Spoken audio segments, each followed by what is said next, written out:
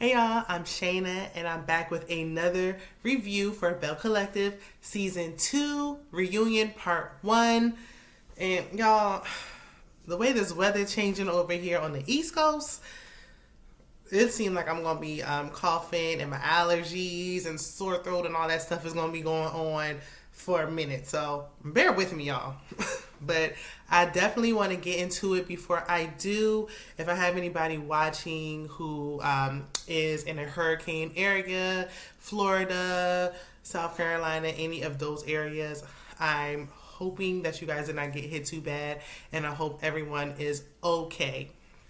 Also, don't forget to hit that subscribe button. If you've seen my reviews before and you enjoy them, or you enjoyed this video at the end, give it a thumbs up and subscribe. I'm trying to get my channel to grow, so grow with me.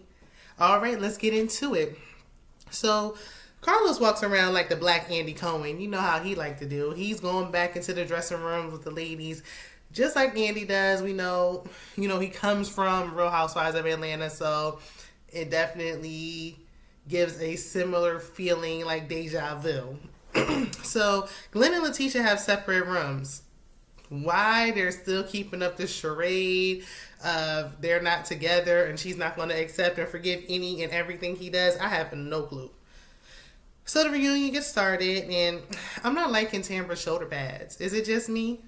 Like, I know things, that were in style always come back around, but I would have liked the dress if those shoulder pads weren't a part of it. Maybe that's just me. Moving on. So we see So Gucci and Akeisha's package. They're combined because they're the new girls. So, So Gucci was shady in all of her confessionals. The one-line queen, as Carlos likes to call her. But for me, personally, she didn't add anything on the show. Like, yeah, you got all this to say in the confessionals, but when it comes to the scenes on the show, you're just sitting there. Like, you're there like an extra, just to kind of fill up space. Like, she didn't really add much value, personally. I mean, I don't even think we got into her storyline until towards the end of the season. So, Akeisha, of course, feels like she's the reason the ratings increased for season 2. How do you think you're the reason for the ratings to increase for season 2? If we didn't pick up and turn on season 2, we wouldn't have known you were on there. We didn't know you. Who are you? It's not like you were somebody before the show. So, what? And Carlos asked, the ladies if they felt that way. And Letitia's like, no, we're a collective. Exactly. Y'all are a collective. So, collectively, y'all are the reason why we want to watch the show. Y'all all together. So, Letitia calls Tambra out for comments she made regarding Akeisha, and basically saying that she was shady and a fake female in so many words. Tambra said Akeisha said that the ladies were not cute. Like, she's standing on what she said. And basically, Akeisha said it. Like, basically, this just confirmed when Akeisha was explaining. She said, I had 2 babies in 2 years. My memory's fuzzy. You said it. You said it. You might not have flat out said, them girls is ugly, but you said it. So they discussed the plate gate. I'm glad they're getting this out the way early because I do not want to hear about plates no more. But since it was such a heavy topic on the season for at least 3 solid episodes, it must be discussed. And we know this happened at Letitia's brunch. And Letitia said she gave Akeisha a spot on the show. Like, she gave her a seat at the table. Like she said, she put her on. Akeisha tried to start getting loud. Letitia was handling her. She was putting her all up in her place. Even told her to shut the hell up. I said, ooh, dang, we 10 minutes in? Okay.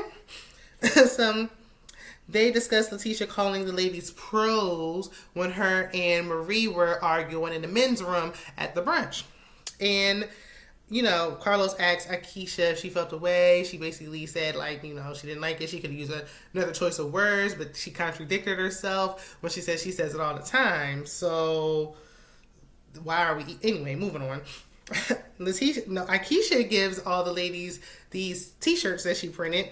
And Letitia said... Their names are so similar. My goodness. Letitia was like, we don't do t-shirts. I'm giving crowns. So she gave Carlos a crown, which is fitting because he's Carlos King. So, but you know, like he said, he the real queen of Jackson, Mississippi.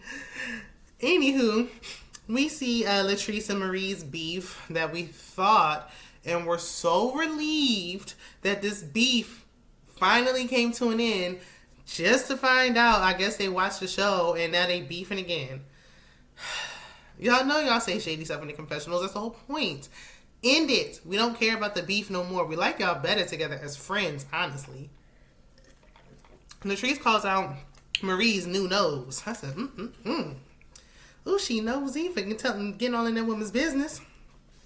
You know what? I did kind of notice, like, it was looking a little different, but it wasn't, like, a drastic different. Like, it looked kind of the same, but when she said it, like, oh, I could see it. Then when they played the flashback, like, oh, I see it. I thought it was, like, contour. You know, I thought she just had her makeup done. But, you know, okay. Let's give it a little bit of Nene Leakes action. Ain't nothing wrong with it. She got the checks cleared, honey. Them checks cleared. She can get Latrice, you got the girls done. So let's not.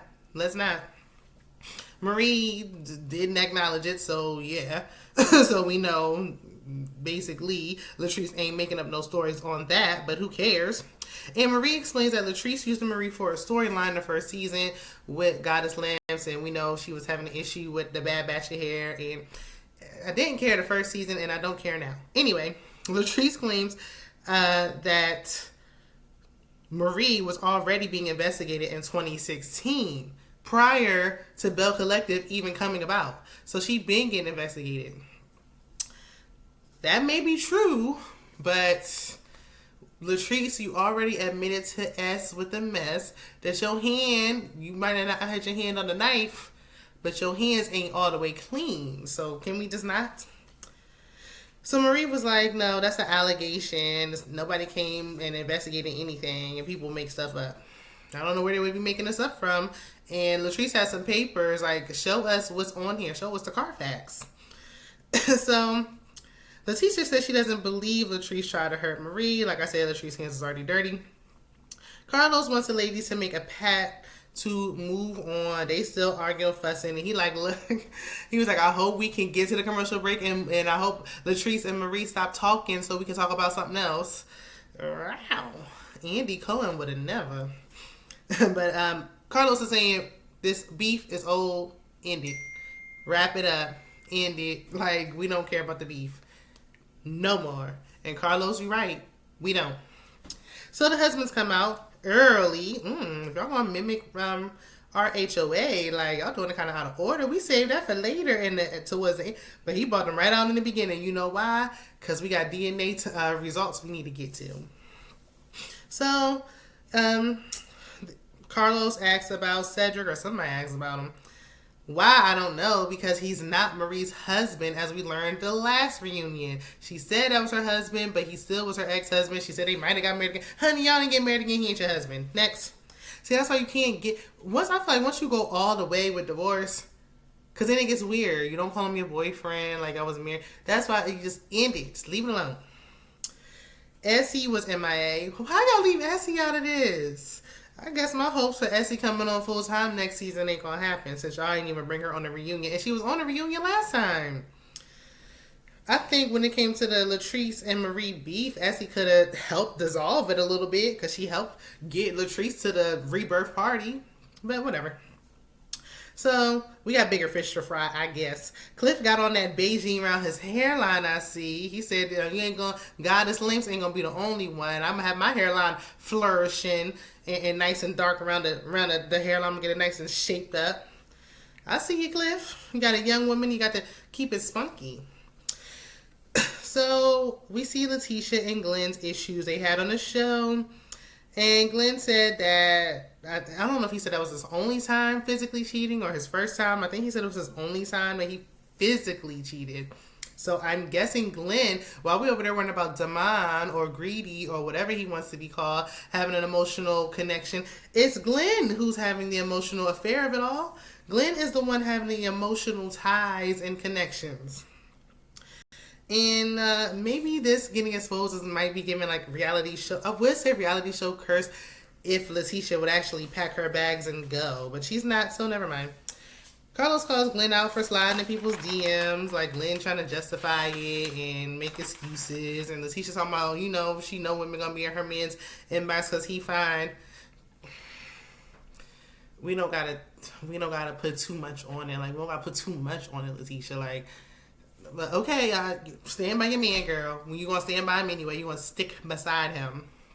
So Carlos asked the ladies if they had to deal with women in their husband's DM. He asked so Gucci first.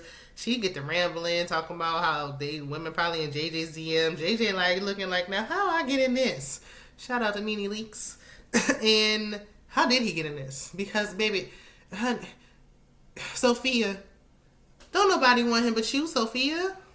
Don't nobody want JJ but you. I mean, he couldn't even get his plaques all the way done, all the way for the reunion. Just the sides and the edges like Alicia Keys used to have back in the day. So Akeisha explains that women were ruthless. Her husband used to play football, so even back before DMs was a thing, she they was hitting him up on the BlackBerry and stuff. They was in the locker room, so she's used to this prior to even being on the show. Did she say how long her and her husband were together? I don't recall. I'm curious because they just had children and she's not no spring chicken, so I'm wondering when did they get together. No shade, because I think she's a pretty woman, but I'm just saying, I'm just curious. I also wonder if she had to deal. Yeah, women are throwing themselves at you, but I wonder if she had an infidelity issue at one point, and that's why she felt so strongly. Like, one thing she's gonna do, she might throw shade and she might not trust the lady.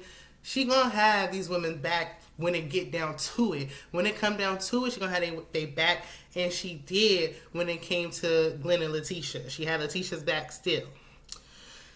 She was saying her husband appreciates what he has at home at the end of the day. It's his loss. Like, I'm not about to be begging no man to stay, chasing no man down. Like, I'm the prize. Like, if you lose me, you messed up.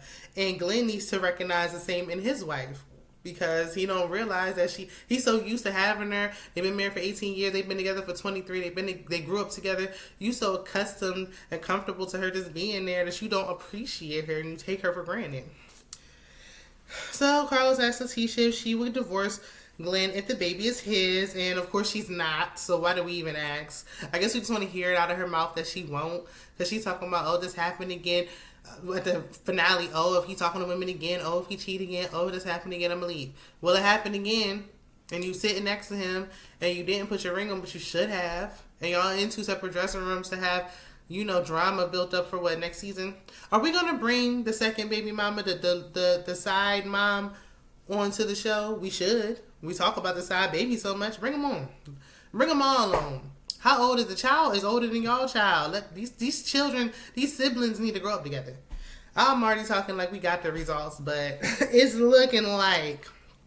So for me personally, I believe that they been had these DNA test results. Ain't no way they just now getting them, and y'all reached out to the mom, whoever she is, and suddenly now she's ready to do it after 8 years or 9 years, however long it's been. But I'm like, I think they already knew the baby was his, and I think Letitia is crying more so from embarrassment. She's embarrassed more than anything. Like, it's not because you're so hurt, because I feel like she's already knows about this and she's already dealt with it. It's giving, if y'all watch my Love and Hip Hop Atlanta reviews, Young Jack and Kendra, where Kendra already knew, but the fact that now everybody knows and it's out in the open, the embarrassment and shame you feel for, looking foolish, it just has her in tears. And, Carlos goes to read the results. Of course, there's a cliffhanger to be continued. We see on the next episode that Letitia was breaking down crying, so it was looking like. And we also hear timbre when they talk about Taisha getting real hood. Westside timbre was coming out and the fake voice was all the way gone. So I can't wait to see part 2. Carlos said, Egypt, baby, you lost a job. We don't need your services over here on this side no more. Carlos took the hosting stuff over on his end. But let me know what y'all think. I do like Carlos as a host. The first reunion is to warm things up. At least it's way better than Real Housewives of Atlanta's reunions. All 3 of them. So I'm with it. And the Belle Collective already got renewed for season 3. So yes, let's ladies come back with the heat. Put me on the show. I'll move down to Jackson. So let me know in the comments. Be sure to like, share, subscribe, comment, hit the notification bell, all that good stuff. And I will see you guys in the next one. Bye.